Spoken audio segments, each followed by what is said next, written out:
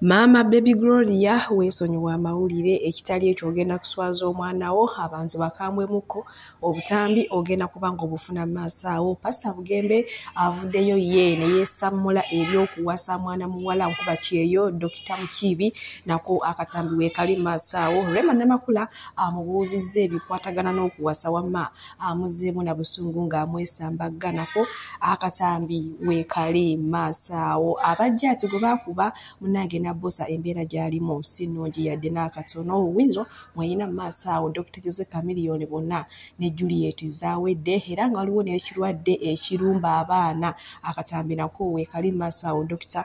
ng'ate annyonnyola nga enkola yaffe. Mbasaba vidiyo eno mugipe like era n'ensaba gwe wenna atanaba kusubscribinga wano ku Sylvia News Extra nti mukwano subscribinga era onyige ne mu notification bell limesubwanga byonna bye mba nteekayo wano ku Sylvia News Extra. Okusabirako omwe mwenna abalwadde abakosefu teesaba ekisa kya Mukama ate kibatuukeko ba mikwano. Sheikh Ashraf Dembe omusomi w'edduwa akola ku nsonga z'amaka oyagala kufuna butuuze bweru bizinesi so nga tezitambula bulungi oli Uganda oba oli mu Uganda naye nga bwe bintu wamma biganye mukubireko agenda kubanga ate wamma akusomera edduwa era nga tulina ne bannaffe aba BF Suma nga nabo bajjanjabisa ddagala lya butonde era nga bajjanjaba endwadde zonna bakubireko. Omunange sigenda Grace nkutandise ne Jayden Wizo olwo omunange oluvannyuma lw'okwekalakaasa n'ateekamu ebyanguwa nti nze ngenda amaka gange omukyala bamutwala bo abandi kye baayitanga mu munange omwaka ogw'amaka gwali gumuvuga sipiidi. Munange olwavuddeyo n'asalawo n'atuteerayo obufaananyi obwo nga w'obulaba naye ng'amazima gali nti Dr. Jose Chameleone alabika bulungi. Tosobola nalowooza nti mulwadde kasikiini keeko kasayizire kaleka wamma wali wonna toyina kyotugamba. Mazima gali nti ye omujjanjabi Juliet zaawedde asaana awaadi y'abajjanjabi kubanga Dr. Jose Chameleone bannange we yagendera awo embeera gye yagendamu nga yali alabika bulala naye nga ye ekisiwe munnange ali bulungi alaga nti waali ebintu bitambula bulungi. Daniela kale bwe tweyongerayo ne Nabosa ono nno nga y'omu abajja ati gwe baakuba era n'azirika ne bamutwala mu ddwaliro. Ngenda kubanga mbatuusaako akatambi maaso awo abamu ku bannuupu nga bakolimidde abo bonna abaakuba omukyalo ono ayina abaana ayina famire okumutuusaako ebizibu bwe biti era nga bo be yali azanya nabo firimu bamugambye nti olaba otya bino ebintu okuvaamu n'oddayo n'ozanya firimu. Agambye nti ye kuva mbuto bwe ayagala kubeera mukyala w'amaanyi era ayina ebirooto akyagobera ddala ebirooto bye.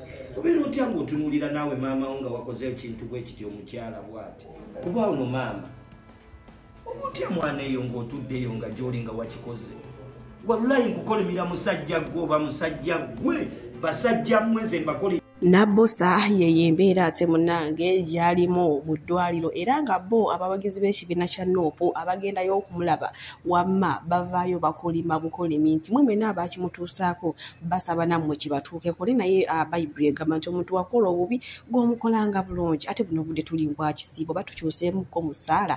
Kale bwe nkwongerayo ewa Reverend Father Kibi onono mweyina maaso awo ng'agezaako okubuulirira mwe mwenna abaana ab'obuwala abambala obubi mugenda ne mwambala obugoye bumini bwe mwabaakula obubi mwabalina obugulu obutategeerekeka kyokka ne bafaatha ne mubalabisa n'ebintu bye batateekeddwa kulaba. Bano basajja ba Katonda tebalina kulaba bintu ebyo nga nkunamyo bintu ebitategeerekeka ebibatwala mu kukemera.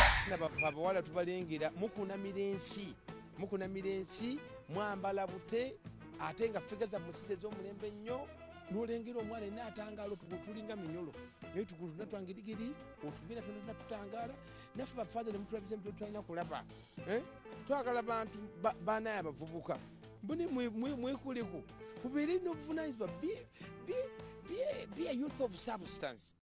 Ebya Father nga tubitadde ku bbali nkubuze butereevu paka wa Lydia Jasmine wamu ne Aronex yakuyimbira pitibwa Kasajja Lwazi naye bw'ojja ngonda nze ngonderera ng'eryenvu era ayina akayimba akalaki yayimba ne Shiba musimanya era ke baddamu wa remix.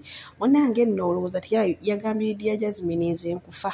Amazima gali nti mu bayimbi bonna mu bantu bonna ab'oku nsi gwe crush wange nkuyinako crush Lydia Jasmine keyeekoze obuntuntu keyeekompesa akalimi. Ebigambo bino mbyogera Serumiemu but I finally met my crush Lydia Jasmine.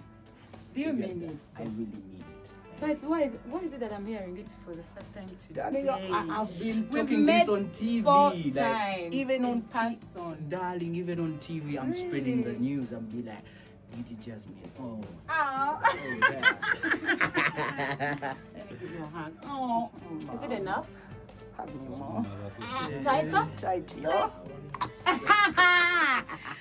Essaawa yonna omuntu akwatulira nti munnange nze mbeera ku bifaananyi ebyo buli kadde nga mbitunuulira era olunaku lwe mbimiisinzeemu n'okulya siya n'otuto twandimbula osanga munnange Shuba Kalungi anaafuna wanywera otuze manyi mwali mwamusibako omwana omuto oyo gw'olaba Aronix munnange ye taata w'omwana nga mwabyogera wano ne mbagamba nedda bawa Shuba Kalungi tabeera mu Uganda abeera UK ne nga mubiwulira kale wammaze wenkongerayo ewa Pastor Bugembe omanyi munnange ennaku zino tuli kaweefube wakupika mukwano twagala guno omwaka gwa 2025 awase ave ku lujja okitegedde ekintu ekyo naye maama ebyembi omuntu gwe tugamba okuwasanga yalaga mukoowu alaga tannaba kuyadde n'akatono kwetegeka kubeera mufumbo ngenda kubanga mubatuusako mu maaso awo nga Rema Namakula naye ate agezaako okumubuuza ku mugolo ono gwe tulaba Dr. Mukiibi ne naye nga mwebale nnyo okupushinga campaign. Oh yes, Pastor Bugembe ne Dr. Mukiibi, they must shine. Mpaka kubalaiza, mpaka kuba bilairo, right? Mpaka ku altar. Kakati, nyine ekintu kyeneebuuza. Relationship eno tugisindika. Naye bo bannannyini balina kye bagimanyiiko. Pastor Bugembe alina kyagimanyiiko. Naye baana mwe mulayiza. Nina ka clip kwenda Pastor Bugembe ng'agamba nti ngenda kuwasa. I'm seeing someone by the way and I'm getting married to her next year. And I was like, wow. But then most people here don't know that I'm seeing someone. I'm seeing someone. And probably I'll marry her next year. Nebyaludde abitugamba Pastor ku mulundi guno totuyisaawo. Dr. Mukiibi, she's such a humble girl. Like, she looks really humble and she's very kind. She's very confident. Baba ayogera. She's educated. She looks very informed and researched. And her being a doctor, I mean, that's a bonus. Who doesn't want to date a doctor? Very young and beautiful. And by the way, ono Dr. Mukiibi yali former Miss Uganda UK. You can imagine okubeera n'exposure eyo yonna naye omwana ono ayina empisa talina mpisa zino z'abaana babweru. Dr. Mukiibi yafukamira ayogera bulungi teyeerabira Luganda lwe yasigala alwogera naye omunnayuganda okugenda kebweru n'amalayo omwezi gumu atandika obbanyumiza nga bwe bawaata enkoko naye nga abantu bo basanyufu munnange omusumba awase omusumba mulamba asumba endiga empitirivu n'abanga talina mukazi kati ono ensonga z'obufumbo singa babeera bafunyemu obutakanya abantu beyagatta mazima azikwasaganya atya awo nno waliwo akabuuza naye era nga mu kiseera kyekiri munnange Rema Namakula naye amubuuzizza twalabye omugole oli ready okubeera n'omugole amuzeemu n'amugamba nze sinnatuusa kiseera kyakuwasa oba alinza okuwasa ng'ali emyaka emeka nze simayina kumanya kati abagole bano ababeera bakyankalanye mu maka ababuulirira atya nga ye si mufumbo naye nga ffe tusuubira eddi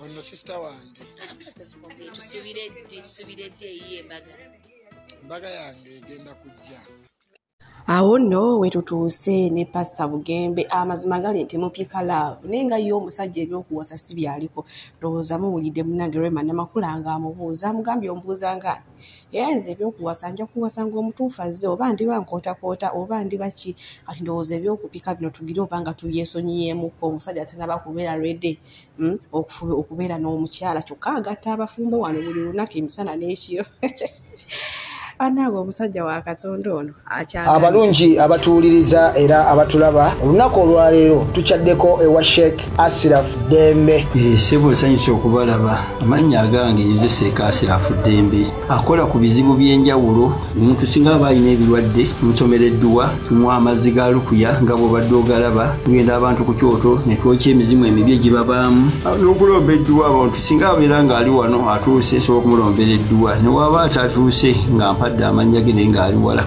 neetaase enamba yange yeeno eri 0701 nammwe bannyinaffe abali ebweru oyagala okuba nti oyagala okulombera ku ddwa ng'olina ebizibu viza zibuze amaka gakolongotana sente zikola zimpita mu ngalo ojja kumpeereza ekifaananyi kyo n'amanyago ebyo byokka bijja kummala nja kukulombera edduwa ojja kutereera olunaku olusembayo mu mwezi mba n'edduwa eyawamu ffenna n'abalwadde bange abakadde n'abapya. Salaamu alaikum warahmatullahi wabarakatuh. Sigenda kuluyisa era nga nkuvuze butereevu paka wadde yuji wamu ne mwana muwala ono Reira yakomyewo oluvannyuma lw'okufunamu obutakkaanya ne Bibi Zanda kati ate yazzeeyo ewa X Deireji kyokka yavaayo n'atugamba nti yali amubonyaabonya era yamukuba n'avaamu n'olubuto yina n'ayiwa omusaayi naye maama kyanzigya enviiri ku mutwe okulaba nga bali ku mulaavu empitirivu era ssaawa zonna agenda kujja kufumba Idi Panaki ono omwana ye yamatira abasajja abaddugavu abalala babeefuma banoonya bazungu ate yafiira ku muddugavu laba gwe ekyabadde wano ate nkongereyo n'agaaleero teribudde mwesonyiwa ebintu by'abaagaana mujaswalira bwereere. Leira yatamuka n'agamba oyo omulenzi mutemu abadde tamuwa kyakulya naye muvubuka yamugambye tuddingana naye saagala oddemu oyogere byama. Don't say that. We are not in love. We've been in love. I'm done talking. Today I'm not going to talk too much. There is someone here that I do want to bring up the comment. She said, "Dear, nowadays, most of you guys need to be judged because your actions look exactly like yourselves." I think people are forgetting again that we are in the month of Ramadan. And even if we weren't in the month of Ramadan,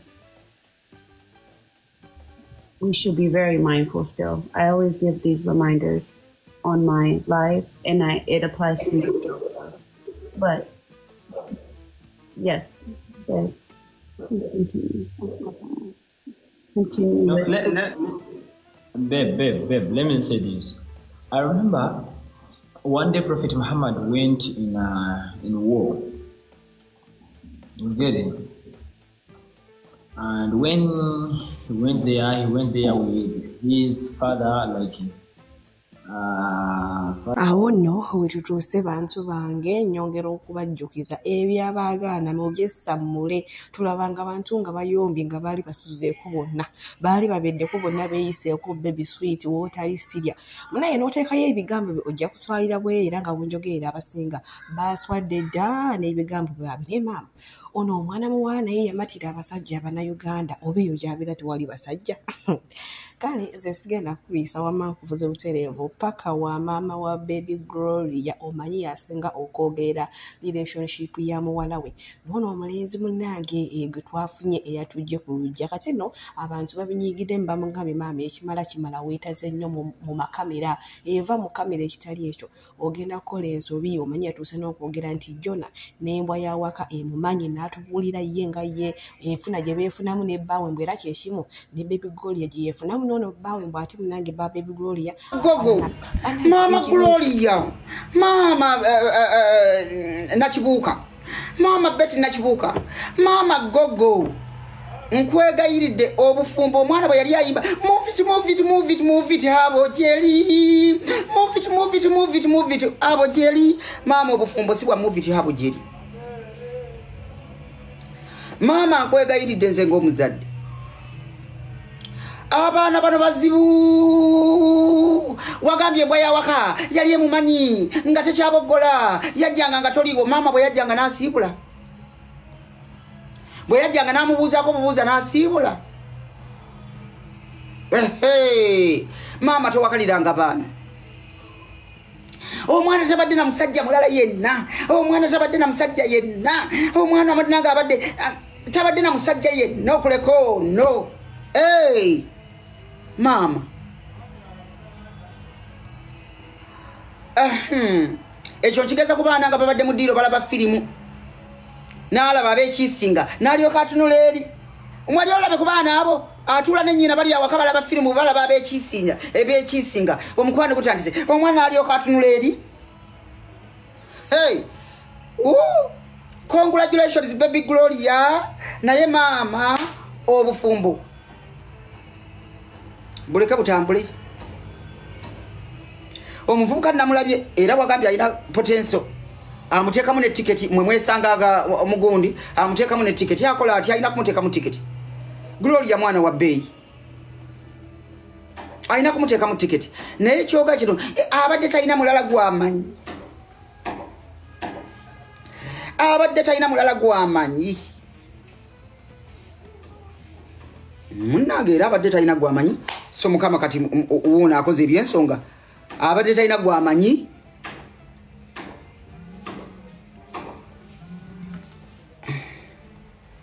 awo nno wetuli bantu bange mama Gloria abantu bamuli bubi bagamba nti bo balaba omuntu ya proposinga baby Gloria kyokka ate agezaako okwogerera relationship eno munnange mama wa baby Gloria mbutabanga omwana n'omutabani nga waliwo ensonga bannange abantu bakuno ninze sikirabamu nsonga omukazi okuvayo n'asanyukira abaana be Jona ne Gloria era lisanyu ly'omuzadde katabefunira lubuto ku lujja yakye kyalivuddeyo okumusanyula namwe ate mutuleke bantu bange wama sigenda barisa era nga mbavuze butereevu paka ew'omukyalo ono ng'atunyonnyola obulwadde obwazze ate obukwata abaana okuva ku myaka 6 paka ndowooza giringanga ku 15 awo 16 munnange buno obulwadde kasita bukwata si bwangu bwakuwona naye businga kukwata abaana ababeera mu bisulo so gwe wenaawe omuzadde ng'olina omwana wo ali mu kisulo walibadde otwala kadde n'omukebera sinakindi ayinza okubanga bulina kubanga bwo tebuli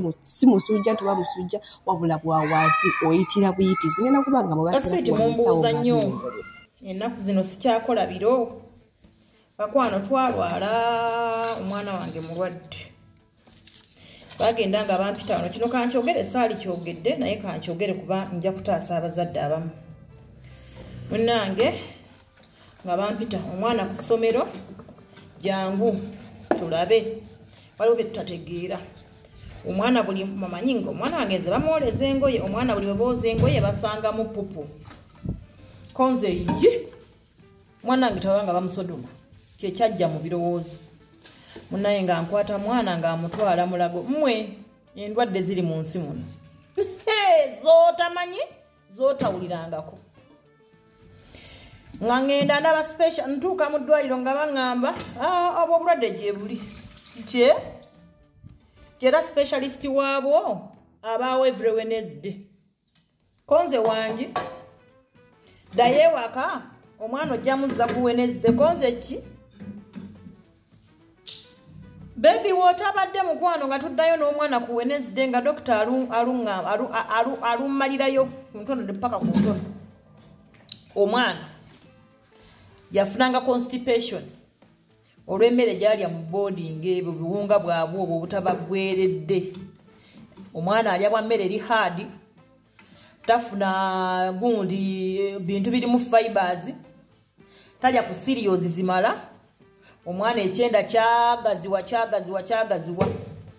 kati munnange walina omwana mu boarding kimanye abaana balina okulya ku cereals balina okulya ku bintu ebikola ki ebigonza emmere mu byenda era ne batugoba mu boarding tuli ku medication twavudde mu boarding mukwano ekyenda kyatugaziwa tulina okubeera ku treatment okumala 3 consecutive weeks tuddeyo ku review bangambye ekitono ennyo bajja kijjanjabira omwaka mulamba so obanga oli muzadde otwala abaana ku ssomero lowooza balye kawunga 24/7 munkwano nze mutabanyi wange yali akawunga takalinamu buzibu sigamba nti abaana bonna babifuna naye munnange watya nange nabadde simanyi nti owanga ajja kifuna ne batujja ku mmere gy'ozoomanyi zonna ezibeera ezikaluba ng'omwana takyasobola na kisulo yadde ate no ekiseesa mukwano tewaba na pain tawulira pain baana banne bemugamba gwe pupu akuyitamu mwenyina abatamubulira so tuli ku medication the only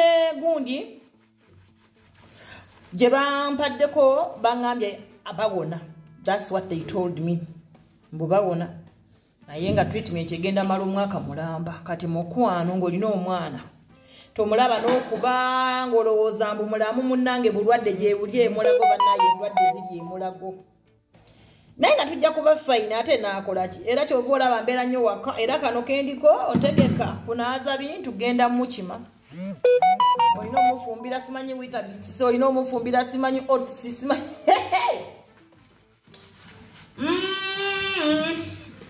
Yebiri eno so tuli balwadde, we are not fine at all and I'm not happy at all. Though for abogera yogera tomanya oba ndi happy oba siri. Naye nga siri happy. Siri. Fa abazaala akatono. Naye nga bannaye abaana abasomera mu boarding ate naddala abaana abo bali mu 13-12 tumanyi bagamba mbu beekoza mannange baba balwadde nze ne mu holiday munne yamukuba ngagamba yeekoza bikikumba omwana obulwadde ndowooza bwatandika dda. So we are not fine generally but pray for us. Gamba buulira ebyamazima. Ajja gamba musawo ali mu kunaaza plastic munnange zo plastic zaali za